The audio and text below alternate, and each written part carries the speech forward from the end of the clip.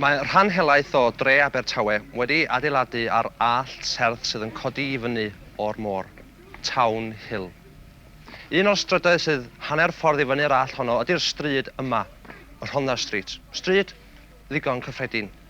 Ac yng nghanol y tai sydd yn y stryd honno, mae yna un tŷ ddigon cyffredin yr olwg. Hwn yn fan hyn. Cyffredin yr olwg fydys i, oherwydd tu fewn i furiau'r tŷ yma, mae yna gyfrinach. Ar gyfrinach yw'r hyn a ddigwyddodd yn wythnos olaf mis Tachwedd y llynedd i deulu Howells oedd yn byw yma ar y pryd.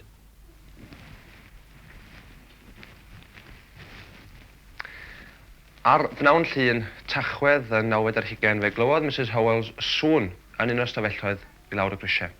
Mi adawodd hi'r parlwr, cerdded i lawr y lobi, gwneud ti am y stafell fyw, ac yna agor y drws.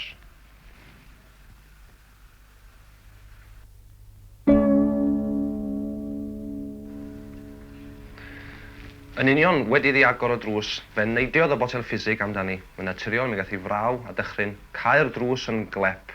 Yn union wedi iddi adael yr ystafell, fe glywodd sŵn ail botel yn Malin Deillon. Mi rithrodd tuag at y drws ffrynt a disgwyl i gŵr yn ôl ei waith.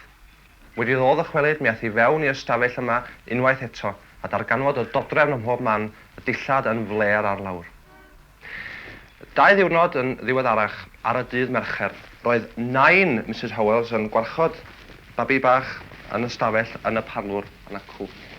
Pan glywodd hi sŵn yn y stafell yma, fe gerodd hi lawr y lobi tro yma, gan feddwl mynd i fewn i'r stafell, mi fethodd, na'r drws ddim agor.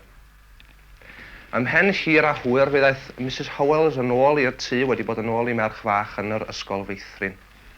Fe ddodd hi fewn y stafell, darganfod o soffa ar ei ochr, y teledu ar ganol y llawr, a'r dodrefn yn fler ym mhobman yma ag acw ar draws yr ystafell.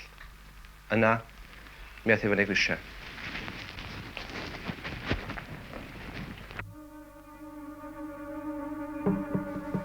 Ar y ffordd i fyny grisiau, mi glywodd ragor o dwrw.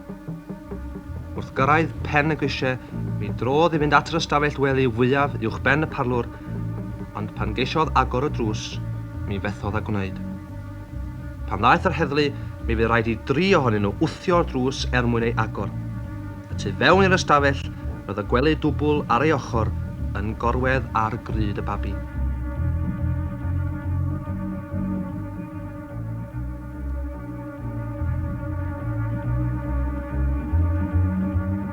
I lawr y grisiau yn y gegin, roedd y popdyn nwy wedi rwygo o'r wal ac yn gorwedd ar ganol y llawr.